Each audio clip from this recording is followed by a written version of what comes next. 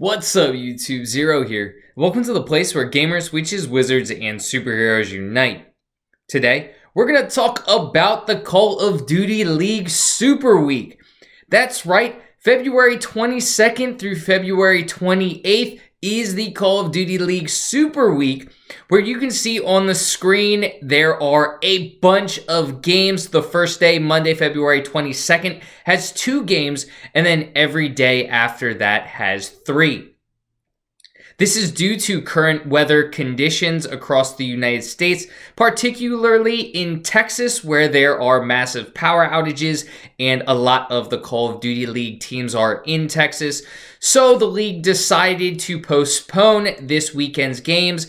Week 2, February 18th, which was supposed to be today through the weekend, they decided to postpone them and push them to next week. So, Super Week.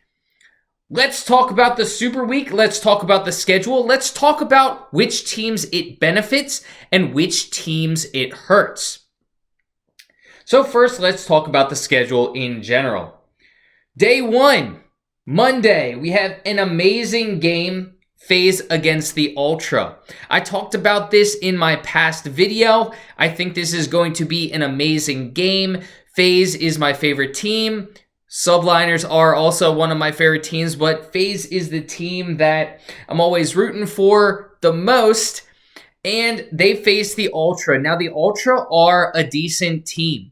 They have the team back from last year. I mentioned this in my previous video. This is a game to watch out for. The Ultra could easily upset FaZe. They upset them last year. So day 1, this is a game that you're not going to want to miss.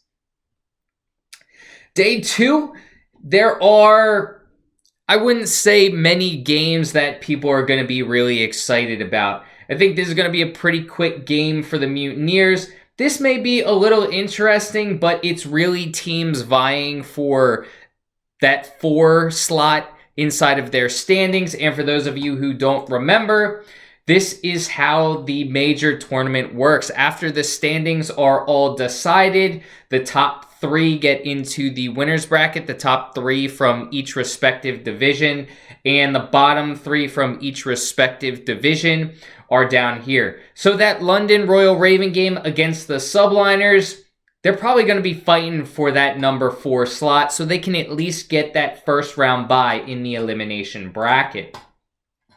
So this is a game to watch out for in respect of that. I don't think this game is going to be close, but it could be a fun game to watch. I think the Rocker are going to win, and it just seems like the Rocker are set up for success. We see here they got the Surge, the Subliners, and the Ravens. After coming off that big upset of Empire last weekend, I don't see Rocker really having trouble. So I think this schedule is set up nicely for them, where they have a game against a relatively easy team, a day off, and then another game, and they have that throughout the week. So it's really nice for them. I think they are going to sweep. They're going to be able to pull out that 3-piece, which leaves them, if they are able to do that, with just 1 loss. And so what does that do for the Rocker? It sets this game up very nicely for them. They're going to be watching that with very close attention. If you're a Rocker fan, you're going to want to watch this Empire vs. LA game, the last game of the week. If the Rocker are going into this game or this day with only 1 loss, they lost to LA. If LA is coming into this game undefeated, if the Empire are coming into this game with just the 1 loss against the Rocker, if the Empire can beat LA, that opens up the door for the Rocker to actually get first in their respective divisions. So if you're a Rocker fan, you're really hoping to see Empire take this game. This is going to be a really interesting game for anybody, even if you're not a fan of either of these teams or Rocker. This is going to be an amazing game of the weekend. Now we go into this day. This is going to be a very nice game to watch. Again, another game with the Ultra, because the Ultra are one of those teams where They're close to the middle of the pack right now, but they can upset any team at any time. We saw them take down the Mutineers. They could take down FaZe. They could take down Optic. The Ultra are a solid team, so any game with the Ultra against the top team is an upset watch right now, in my opinion. The other two games should be fairly straightforward wins. I wouldn't even be surprised if both of these two games were 3-0s. Empire 3-0 Royal Ravens, LA 3-0 the Surge. But this is the game to watch out for on day 3, is at Optic Ultra at 3 p.m. Pacific time on Wednesday, February 24th. Then we get into Thursday. Now, Thursday, again, I already talked about the rocker. The Subliners are a relatively young team, and I'm actually going to talk about the Subliners in a little bit, but I want to talk about this game right here. Another fantastic game that we're going to see. The Mutineers beat FaZe 3-2 in the kickoff weekend. How much stock do you put into the kickoff weekend, though? I don't know. But the Mutineers were able to upset FaZe last season. Now, it is a little bit different of a team. They only have 2 returning players in Skies and Awakening. But this is going to be a very interesting game. I think the Mutineers are another one of those teams, like the Ultra, that can upset a big dog at any moment. I think the Mutineers are more around the middle of the pack, but they can upset a big dog at any moment. So this is going to be a very interesting game on day 4, the 25th. The other two games, again, the Subliners are an interesting team. So let's talk about the Subliners now. They have talent, but it's really young talent. We have Mac, who was a rookie last season. Diamond Khan, who's a rookie this season. Asim is a pretty young player. They have a lot of younger players, and they have the vet Clay. But the problem with younger players is that they have a tendency to make mistakes. When you've been in the league a while, you start to understand more of the movement and what you need to do. But when you're younger, sometimes you don't understand the movement needed or your positioning on the map, which can cost your team. This is where this weekend is set up for the Subliners to fail. I think they really get screwed over this weekend because if you look at it, they have the game against the Ravens. They have the potential to win that game, absolutely. I think they should win that game, but the Ravens are also a team that could beat the Subliners. But we saw the Subliners play LA very close. They could have beaten LA. They made a lot of mistakes. With the time off, did they correct those mistakes? I don't know. The problem with the Subliners being a very young team is that now you have 4 games, and if you make mistakes, there's not really much time to practice it out to fix those mistakes up. If you make mistakes against the Royal Ravens, you have 1 day before you face the Rocker. If you make mistakes against the Rocker, you have barely any time before you have to come and take the Empire on. And then you have 1 day before you take on the Surge. With a young team, it would be nice to get a little bit more time in between to kind of correct some of those mistakes you may see on a map. Even if they do win, even if they beat the Royal Ravens, there's a good chance they're going to make some mistakes.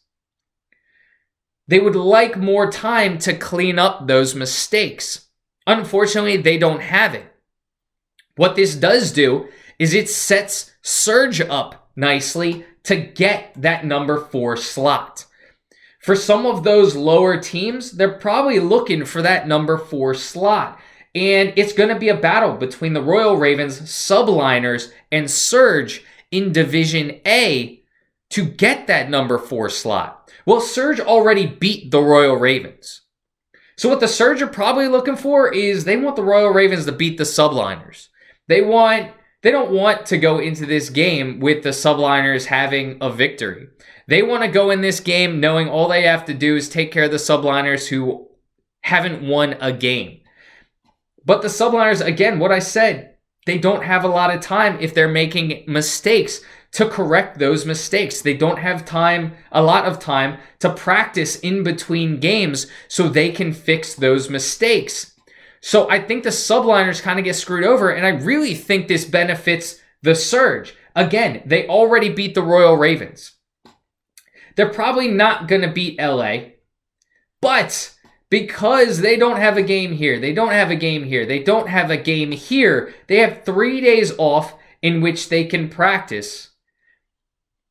Get rid of some of those mistakes and be ready for the subliners, because this is the game the Surge need to win to get into that 4 slot. You can lose this game if you're the Surge. You can lose this game if you're the Surge, because most likely, 90% sure, the subliners or Royal Ravens, doesn't really matter who wins this game. Most likely, subliners are losing this and losing this. Most likely, Royal Ravens are losing this, losing this, losing this. So what does that do? Again, it sets you up to be that number 4 seed. That's what it does if you're a Surge player, and if you're a Surge fan, you're licking your lips for this game, because this is the game you're going to want to watch. So I think the Surge are set up a little bit better for success. Not necessarily to get into the top 3. They kind of sealed their fate already. I know, they've only played 2 games, and yet they've sealed their fate. Now, let's be honest, they still can win this game. They still can win this game. I just don't think it's likely. I don't think the Rocker or LA are going to end up losing. What I'm looking for, if I'm a Surge fan, I'm looking for that number 4 seed. I think that's completely doable. It's better than last year when you were bottom of the league and you couldn't really beat any team that wasn't the Gorillas. So you already beat the Ravens. Now all you got to do is beat the subliners for that number 4 seed.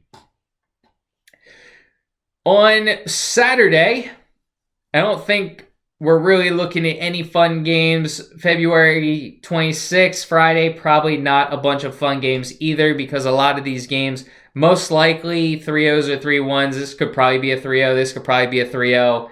This could probably be a 3-0. I don't think they're going to be that close, but again, you never know. Subliners played LA close, so the subliners could play the Empire close. Who knows? But I'm not thinking that's going to happen. Saturday, kind of the same thing. You have a top dog in the Rocker facing the Royal Ravens. Ravens lost to the Surge. Rocker beat the Empire. FaZe beat Optic. Legion lost to Optic. And then the Ultra, solid team against the Gorillas. This final day, we do have a bunch of interesting matchups. I already touched on a few of them. This one may be a battle for 4th place within that A division. This one may be a battle for 1st place within that A division. And then this one, Mutineers, always a solid team. And of course, it's against Optic, who are going to be fighting for maybe the number 1 seed. Probably not, though. It's most likely that Optic's going to be fighting for that number 2 seed after FaZe beat them this past weekend. So you don't know what could happen with this game. Florida could be fighting for a top 3 slot. Optic could be fighting for a top 3 slot as well. So this day, Sunday, February 28th, is going to be a very interesting day. So I hope y'all enjoyed this video. This was a little preview for this upcoming Super Week. I think it's going to be very exciting. I look forward to a lot of these games. Some games more than others. But I hope y'all enjoyed this video. And if you did, feel free to give it a thumbs up and hit that subscribe button for more Call of Duty League previews, predictions, and in-depth analysis. So, until next time, peace.